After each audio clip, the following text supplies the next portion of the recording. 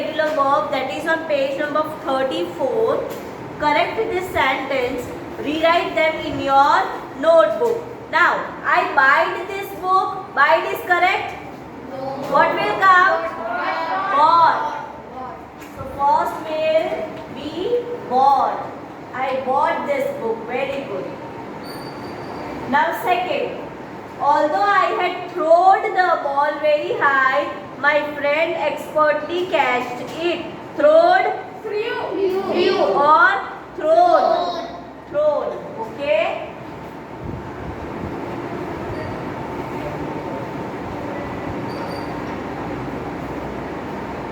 Now, he crept into the house quietly because he did not want to wake anyone up. Crept.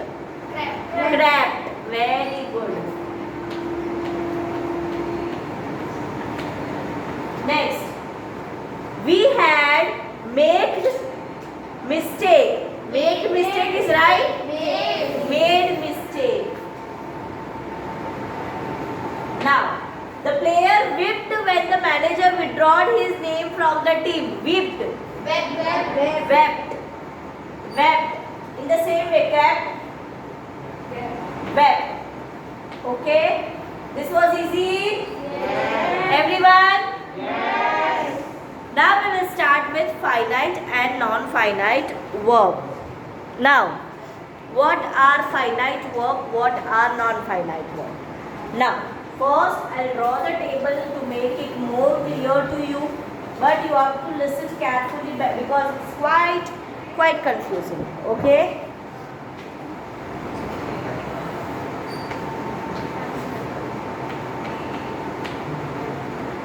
Finite, non-finite. Now, non-finite have three categories. Can you tell me? It is given in textbook. Subject, Yes, infinitives.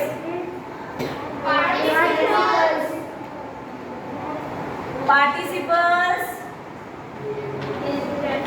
Then gerunds. It's J. Gerunds. Okay. Now, this three, right? It's very easy. So don't worry about it. Okay, it's very easy. Now, first we will start with what is finite, what is not finite. Finite verb always has the action, subject. We have learned about subject, yes or no? Yes. We have learned about subject. Yes. For example, I live in Mumbai. So here, what is the action, students? Leave. Now, before the action, there is a subject. It means it is which verb? Finite verb. Before the action, when there is a subject, it means it is finite verb. While here in non-finite verb, it is not like that. Subject will be there, but not before the action. Got it? Simple, finite, non-finite, everyone. You have to just use the logic that finite is having subject in the sentence, while non-finite is not having subject. It is having subject, but not before the action. Okay? For example, I went to the gym for exercise. Just for example, okay? Exercise. Okay. Now, here I is there, went is there, right? Action is there, right? But here, for exercise is there, that will be the main action. For what he went, for what purpose he went, for exercise. That will be main action, right? But in this, do you have subject before that? No. So that will be which verb? Non-finite verb. And non-finite verb always have two. Right? It always have two. With the what? With the action. Okay? Here I have given another example, so don't worry about it. To exercise. to dance,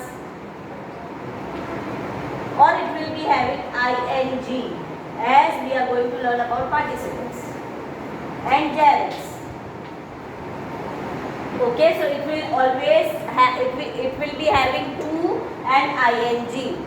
This much is clear. If you will solve the exercise, it will be more clear to you. But this much is clear. What is finite, non-finite? Yes. Okay, finite, non-finite is having how non-finite is having how many categories? Three. Which are they? Infinitive, Participles, gerunds. Again. infinitive, participles, gerunds. Now we are going to learn infinitives, participles and gerunds. What are gerunds, what are infinitives and what are participles? Very easy, don't worry about it. Okay, so let's start. We'll start with infinitives.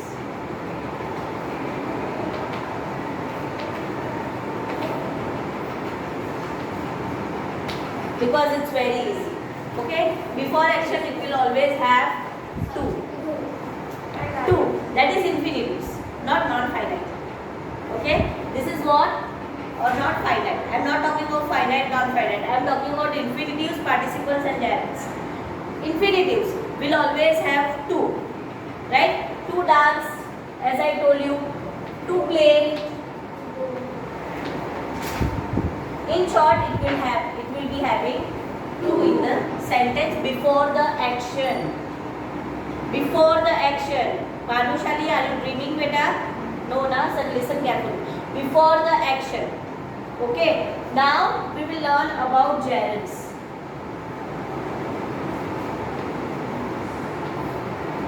Now listen very carefully. Gerunds and participles you have to listen carefully. I will tell you why. Okay.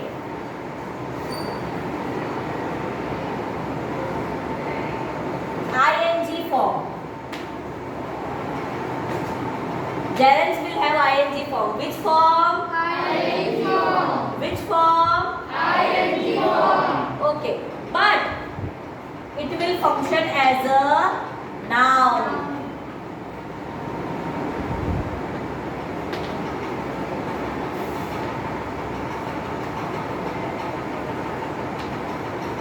It will function as a what? Noun. It means that ing word will function as noun in the sentence. Okay, that is what gerunds. For example,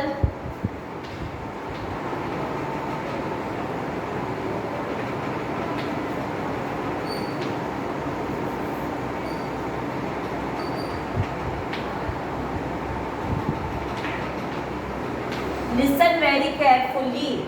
For example, Bob dislikes swimming. Now in this ing is there. Yes. Now how you will come to know whether this is gerund or participle? Because participle also has ing. Okay. So how you have to How you have to identify when there will be ing at the end and this ing performs as a noun. For example, I don't like swimming. So swimming is also a kind of action, but it's a noun. Right? What you don't like? Swimming. You are giving the particular name that I don't like swimming. So whenever it will perform as a noun, then it will be gerunds. Okay. Now students, we will talk about participles.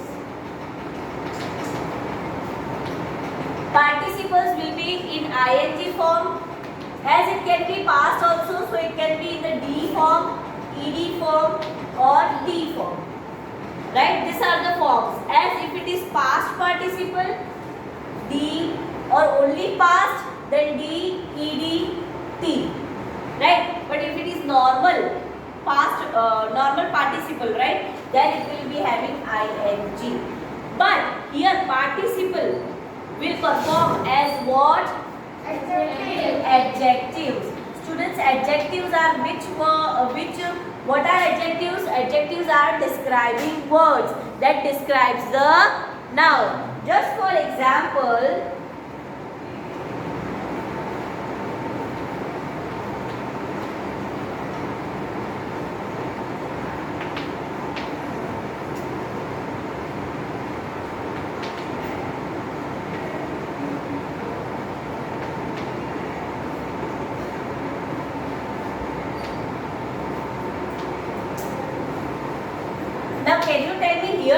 ing is performing as noun?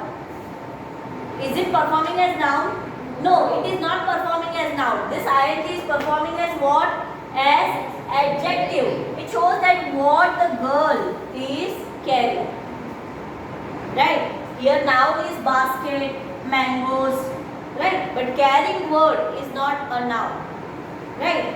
So that will be what? That will be participle. Simple. D, ed and t is very easy to identify. But you have to think about ing. When it's ing, it means this participle should perform as adjective. In gerund, it should be performed as noun. Very good. While in participle, what about infinitives? To. This much is clear. Now we will solve the exercise to make it more clear. Question number F is very easy. Use the present or past participle. You know present participle in the ing form. Past participle in which form? D, ed or t. So use any present participle or past participle of the word given in the bracket to complete the phrases. For example, dash story, interest. Interesting. Write down, interesting story. First one is interesting.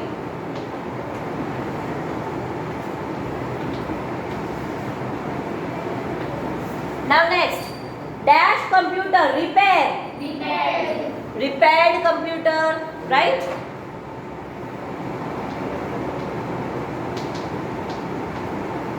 Now next, excite children. Excited children. Now next, dash giant, sleep. Sleeping. Very simple.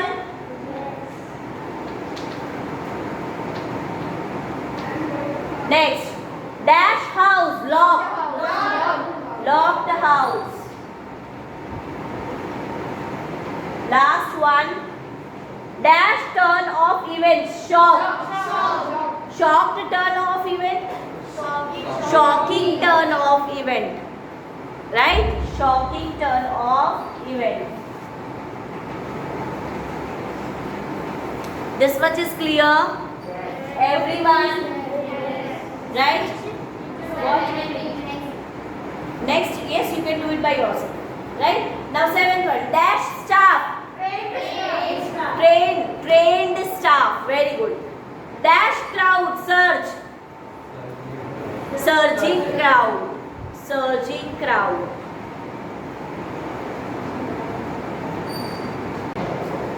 Now students, exercise D. You have to identify subject, finite verb, non-finite verb. Finite verb means it has subject, right, before the action. What about non-finite verb? It don't have the subject, right? Okay. First one, Peter went to buy some vegetables. Listen here, I am writing the question. Peter went to buy vegetables. Now can you tell me in this sentence what is the subject? Peter. Subject is Peter. Now can you tell me finite verb? Went. Why? Because it is having the subject with that, right? So went. And what about non-finite? To buy. I told you don't forget this to, okay? To buy. Clear? Easy? Okay. Now second one. The children enjoy swimming all through the summer. What is the subject? Children. What about finite verb? Not swimming. Enjoy. Before that, one more finite verb was there. The children enjoy. What about non-finite? Swimming. Ing form, right? This much is clear? Yes. Everyone? Yes. Okay. Now, buzzing all day long, the bees collected nectar. What is subject here? Who is doing the action? Bees. So bees will be action subject, Yes. right? So bees. What will be finite verb? Collected. What about non-finite verb? So simple. My students are very smart. Now, next. Tired after running the marathon, she slept soundly. Who is performing action? So she will be what? Very good. Subject. What about finite verb? Slept. What about non-finite verb? Running.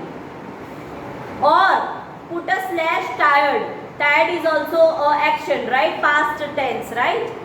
Yes or no? So you can write running also and slash tired also.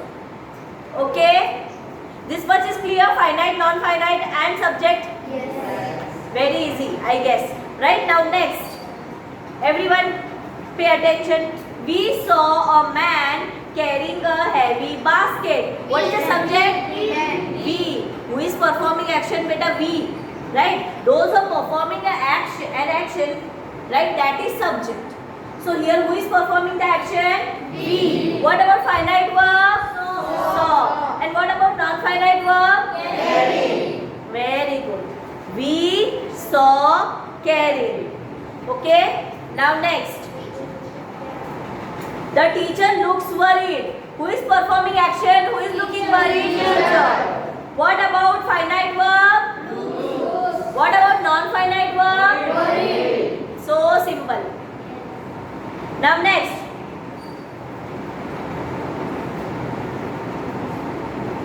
Teach me to speak the Mandarin. Me is what? Subject. Finite verb? Teach. Teach me. Before subject, what is the that? Finite verb. Teach. What about non-finite verb? Last one, very easy. I am not fond of reading. I. What about finite verb? Am. Right? Am is a finite verb. Right? Am means I don't like. Right? So I am not. I am fond of reading. So what will be the finite verb? Am. What about non-finite verb? Clear? This much is clear? Yes. Okay, fine. Now we will start with exercise E.